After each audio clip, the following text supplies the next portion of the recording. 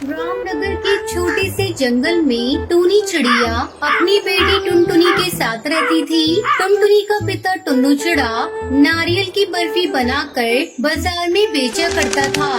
नारियल की बर्फी ले लो, मजेदार शुद्ध घी से बनी बर्फी ले लो। अरे भैया, आप आ गए। मुझे 2 किलो नारियल की बर्फी दे दो। मुझे अपनी बेटी के ससुराल जाना है। उसे तुम्हारी बर्फी बहुत पसंद है। हाँ, अभी देता हूँ। ये लीजिए आपकी नारियल की बर्फी। नारियल की बर्फी लेकर वो पक्षी वहाँ से चला जाता है। टुन्नू चिड़ा की बर्फी जंगल के सभी पक्षी बहुत पसंद करते थे। एक दिन टुन्नू अपने ठेले पर बर्फी बेच रहा था, तभी वहाँ बनवारी कड़कनाथ सेठ आता है। टुन्नू भाई, मुझे 5 किलो बर्फी देना। बस बनवारी 2 मिनट रुक जाओ, पहले मैं ग्राहकों को निपटा दूँ, उसके बाद तुम्हें बर्फी देता हूँ। क्यों रे, तू मुझे बाद में क्यों देगा? क्या मैं तेरा ग्राहक नहीं? पहले मुझे दे बर्फी, मुझे देर हो रही है। टुन्नू चिड़ा बनवारी को 5 किलो नारियल की बर्फी दे देता है। बनवारी वहाँ से बर्फी लेकर जाने लगता है। अरे ओ बनवारी भैया, आपने तो पैसे दिए ही नहीं। पूरे 1000 रुपए हो गए इन बर्फियों के। कम बखत मुझसे पैसे मांगता है तू? जानता है ना मैं कौन हूँ? तुम्हारी हिम्मत कैसे हुई मुझसे पैसे मांगने की? रुक, अभी मैं तुझे सबक सिखाता हूँ। इतना कहकर बनवारी टुन्नू की सारी नारियल की बर्फी फेंक देता है और टुन्नू को मार मार कर अधमरा कर देता है। तुम सब कान खोल कर सुन लो पक्षियों, अगर किसी ने मेरे खिलाफ गवाही दी तो मैं इससे भी बदतर उसकी हालत कर दूंगा। फिर वो वहाँ से चला जाता है। टूनी चिड़िया पर दुखों का पहाड़ टूट पड़ता है। वो अपनी नन्ही सी बच्ची को सीने से लगाकर फूट फूट कर रोने लगती है। फिर किसी तरह अपने पति को उठाकर घर लेकर आती है। इस तरह कुछ दिन बीत जाते हैं। किसी तरह अपने सारे जेवर बेचकर टूनी टुन्नू का इलाज करवाती है। टूनी चिड़िया बिल्कुल गरीब हो चुकी थी। उसके घर में कमाने वाला कोई नहीं था। धीरे धीरे टुनटुनी भी बड़ी हो जाती है। एक दिन टुनटुनी अपनी माँ से पूछती है, माँ, क्या हम लोग हमेशा से इतने ही गरीब थे? मैंने सुना है पहले हम लोग इतने गरीब नहीं थे। पिताजी की ऐसी हालत कैसे हो गई माँ? तूने ठीक सुना है बेटा, पहले हम लोग इतने गरीब नहीं थे। तेरे पिताजी नारियल की बर्फी बेचा करते थे। जब तू पैदा हुई तो पूरे जंगल में उन्होंने अपने हाथों की बनी हुई बर्फियों को बांटा था। लेकिन तेरे जन्म के कुछ दिनों बाद ही एक दुष्ट सेठ ने उनकी ऐसी हालत कर दी। माँ, पिताजी बर्फी बनाते थे, तब तो आपको भी बर्फी बनानी आती होगी। तुम क्यों नहीं बर्फी बनाकर बेचती? हमारी हालत सुधर जाएगी। लेकिन बेटा, मेरे पास इतने पैसे नहीं कि मैं बर्फी बनाने का सामान खरीद लाऊं। तभी टुनटुनी चिड़िया अपने कमरे में जाती है और अपनी गुल्लक लाकर टूनी को देती है। माँ, ये लो मेरी गुल्लक, इससे तुम बर्फी बनाने का सामान खरीद कर ले आओ। अरे टुनटुनी बिटिया, ये तेरे पैसे हैं, इसे मैं कैसे ले सकती हूँ? माँ, अभी तुम इसे ले लो। जब बर्फी बेचकर तुम्हारे पास पैसे आ जाएंगे तो मुझे दे देना। टूनी चिड़िया गुल्लक के पैसों से बर्फी बनाने का सामान खरीद कर लाती है और उससे बर्फी बनाती है। फिर अगले दिन जंगल में घूम घूम कर बर्फियों को बेचने लगती है। नारियल की बर्फी ले लो, बर्फी स्वादिष्ट ताजी बर्फी ले लो बहन। अरे ओ बर्फी वाली, जरा इधर तो आना, मुझे 2 किलो बर्फी देना। जल्दी टूनी चिड़िया की सारी बर्फी बिक जाती है।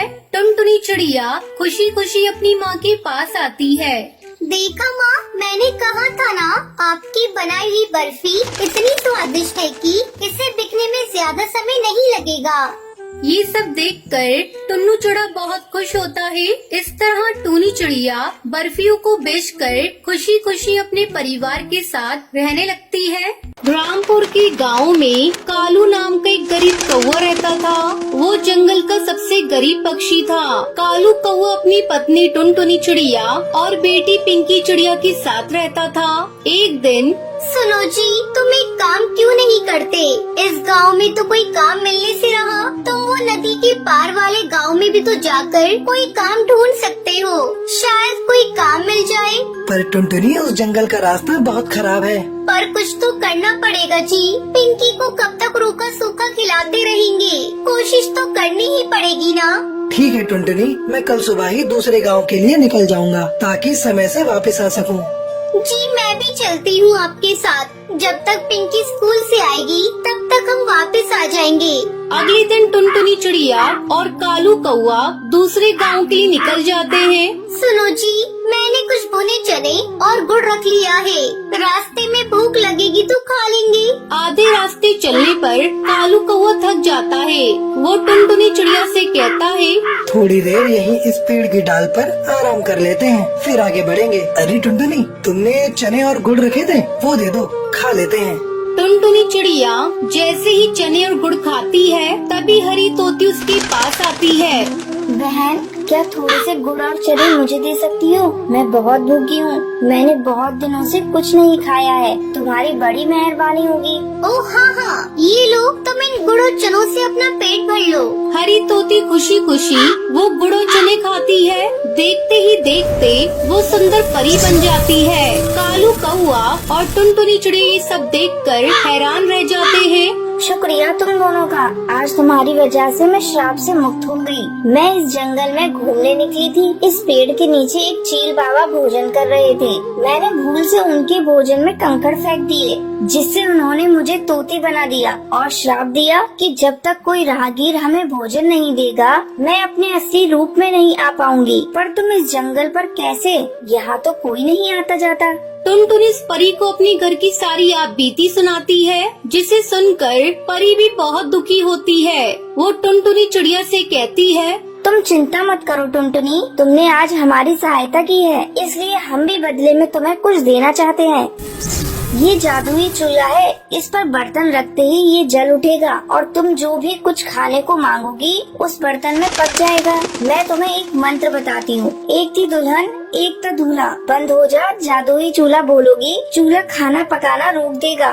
टुनटुनी चिड़िया को जादुई चूल्हा देकर परी अपने परीलोक में वापस चली जाती है। कालू कौआ और टुनटुनी चिड़िया वो चूल्हा लेकर खुशी खुशी घर वापस आ जाते हैं। अरे मम्मी पापा, आप दोनों कहाँ गए थे? मैं कब से आप दोनों का इंतजार कर रही थी। अरे पिंकी, मैं तुझे एक जादू दिखाती हूँ, तुम एक पतीली लेकर आओ। पिंकी चिड़िया एक खाली पतीली लेकर आती है। टुनटुनी चिड़िया पतीली को जादुई चूल्हे पर रखती है और चूल्हा जल उठता है। टुनटुनी दाल बोलती है और पतीली से दाल भर जाती है। टुनटुनी एक एक करके चूल्हे पर बर्तन रखती जाती है और मिनटों में सारा खाना बनकर तैयार हो जाता है। ये देखकर पिंकी चिड़िया बहुत खुश होती है। मैं इस चूल्हे को बंद कर देती हूँ। एक थी दुल्हन, एक था दूल्हा, बंद हो जा जादुई चूल्हा। जैसे ही टुनटुनी मंत्र बोलती है और चूल्हा बंद हो जाता है। अब टुनटुनी के परिवार को भूखा भी सोना नहीं पड़ता था। एक दिन, सुनो जी, मैं सोच रही हूँ क्यों न हम एक चाय का ढाबा खोल लें। इस चूल्हे पर चाय और पराठे बनाकर बेचा करेंगे, इससे थोड़ी कमाई भी होनी शुरू हो जाएगी और तुम्हारी काम की तलाश भी बंद हो जाएगी। हाँ तुम ठीक कह रही हो, और मैं एक दुकान किराए पर ले लेता हूँ। जो पैसे आएंगे उससे किराया भी भर देंगे और घर खर्च भी निकल आएगा। कालू कौआ घर के नजदीक ही एक छोटी सी दुकान किराए पर ले लेता है और जादुई चूल्हा रखकर चाय बनाना शुरू कर देता है। धीरे धीरे कालू की चाय और नाश्ते का ढाबा चल पड़ता है। आने जाने वाले पक्षी कालू के ढाबे पर रुककर चाय पराठे खाया करते थे। जिन गरीब पक्षियों के पास पैसे नहीं होते थे, कालू कौआ उन्हें मुफ्त में ही खाना बांट दिया करता था। एक दिन, अरे भाई कालू, कैसे हो? अरे बंटी, तुम शहर के जंगल से कब आए? गाँव का तो रास्ता ही भूल गए लगता है। तुम्हारी भाभी को यहाँ गांव में कुछ काम था ना, तो 2-1 दिन के लिए आए हैं। मैंने सुना है तेरे तो वारे न्यारे हो गए हैं, तूने ढाबा खोल दिया यार। इसकी चर्चा पूरे गांव में हो रही है। हाँ दोस्त, बस सब भगवान की कृपा है। बात कुछ और ही है, ये कैसे नहीं मानेगा? मुझे सच का पता लगाना ही होगा। अरे कालू, एक चाय तो पिलाना गर्मा गर्म। कालू कौआ ढाबे की रसोई में चला जाता है। बंटी कबूतर कालू कौए को छुपकर देखने लगता है। चूल्हे पर अपने आप चाय बनने लग जाती है। क्या जादू है, हैं? कालू ने इस चूल्हे पर पतीली रखी और खाली पतीली चाय से भर गई। अरे अब ये तवा रख रहा है, ये क्या पराठा भी बन गया? ये तो कोई जादुई चूल्हा है। अच्छा तो ये बात है, तभी कहूँ ये रूखी सूखी खाने वाले ने ढाबा कैसे खोल लिया। ये चूल्हा वैसे मेरे पास होना चाहिए, मैं इसे चुरा लेता हूँ। शाम को जब कालू घर लौट जाता है, बंटी रात के समय चूल्हा चुराकर अपनी पत्नी के साथ शहर के जंगल भाग जाता है। कालू कौवा जब ढाबे पर जाता है चूल्हा गायब होता है। अरे अरे टुनटुनी, ए टुनटुनी, अरे हमारा जादुई चूल्हा चोरी हो गया है। अब हम क्या करेंगे, कैसे पैसे कमाएंगे? सुनो, जो हो गया सो हो गया। इस बहाने हमें मार्गदर्शन तो मिला। अब आप एक नया चूल्हा लेकर इस ढाबे को आगे बढ़ाओ। देखना आपकी मेहनत रंग लाएगी। कालू कौवा एक मेहनती पक्षी था, इसलिए उसने फिर से एक नई शुरुआत की। उधर जब बंटी कबूतर अपनी पत्नी के साथ शहर के जंगल में अपने घर पहुंचा, जाओ बबली, एक खाली पतीली ले आओ। अभी तुम्हें इस चूल्हे का जादू दिखाता हूँ। जादुई चूल्हे, मुझे पुलाव चाहिए। चूल्हे पर बर्तन रखकर बंटी ने जैसे ही पुलाव बोला, चूल्हा जलने लगा और पुलाव बनता चला गया। बंटी चूल्हे को फूंक मार मार कर बंद करता रहा, पर वो बंद ही नहीं हो रहा था। अरे ये चावल बनने तो बंद ही नहीं हो रहे, ऐसे तो पूरा कमरा भर जाएगा। हम दोनों चावल के ढेर में दबकर मर जाएंगे। बबली क्या करूँ, कुछ समझ नहीं आ रहा। अब तो एक ही रास्ता है, इस चूल्हे को तोड़ दो। हाँ, मैं इस घटिया चूल्हे को तोड़ देता हूँ। बंटी कबूतर गुस्से में चूल्हे को पटक कर तोड़ देता है।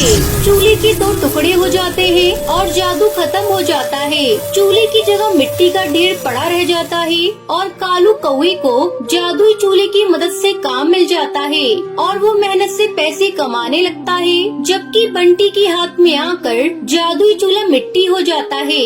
किस्मत भी उनका ही साथ देती है, जो ईमानदार और नेक दिल होते हैं। चोर और मक्कार पक्षियों के हाथ सदा ही खाली रह जाते हैं।